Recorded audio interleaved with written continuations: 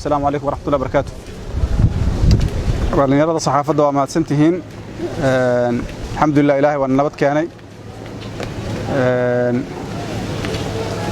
wax yar oo waxaan rabaa inaan dul maro xaaladda dalka siyaasadii amni ahaan labadaba. xilligan sidaa wada ogtihiinba waxaa rajo weyn lagu qabay inay doorashadu socoto. laakiin nasiib darro weli arrintaas ma dhicin.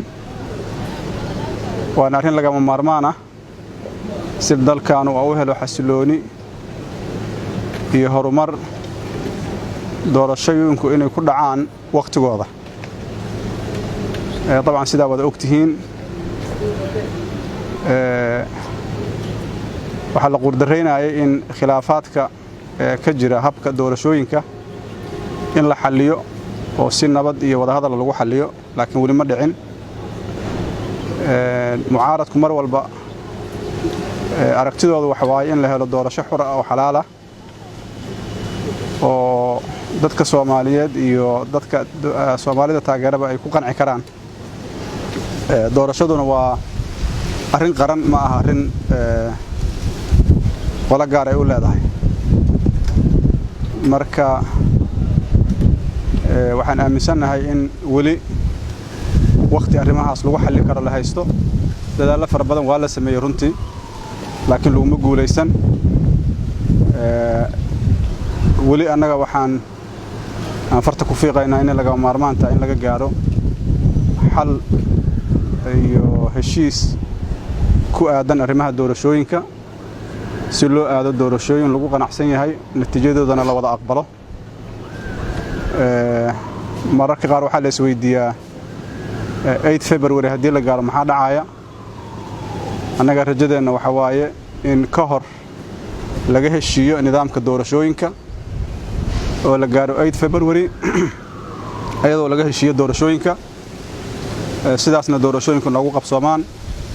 dalkaana waa wada ognahay maraaxisha adag oo soo maray iyo maanta meesha uu taagan yahay.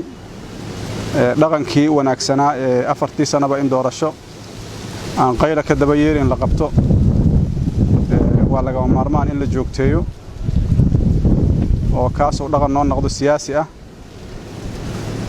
dhinaca kale amniga sidaa la socotiin bariyahan waxaa soo kordhay culays fara badan oo ay mataqaana ku hayaan dalka al-shabaab meelo kala duwan oo dalka kamida. arrintaasuna waa arrin iyaduna culayskeeda leh. dadka Soomaaliyeed meel joogaan ba culays ku haysa, saameyn ku yeelanaysa dhaqaalaha iyo dhaqdhaqaaqa dadka iyo noloshooda intaba.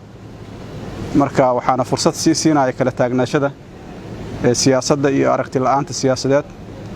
marka dhinaceena waxaan diyaar u nahay inaan qayb ka qaadano sidii loogu heshiin lahaa arrimaha doorashooyinka.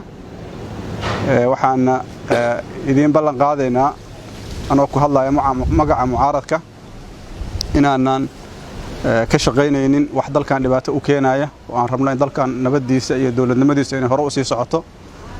dadka Soomaaliyeed ay ka wada gaaraan ama dadka ay khusayso inay ka gaaraan heshiis qanaaco leh oo keeni kara jawi xasiloon oo doorasho ku dhacdo.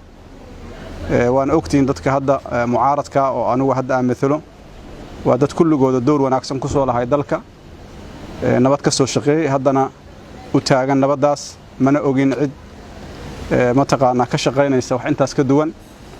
marka gogosha nabadeed ayaan ku baaqaynaa mar kale. sababtuna waxa waaye dawladnimada hadda socota waxay ka soo bilaabatay Djibouti, gogol hal sano socotay oo nabadeed oo walaalkeen Ismaaciil Cumar Geelo oo dhigay.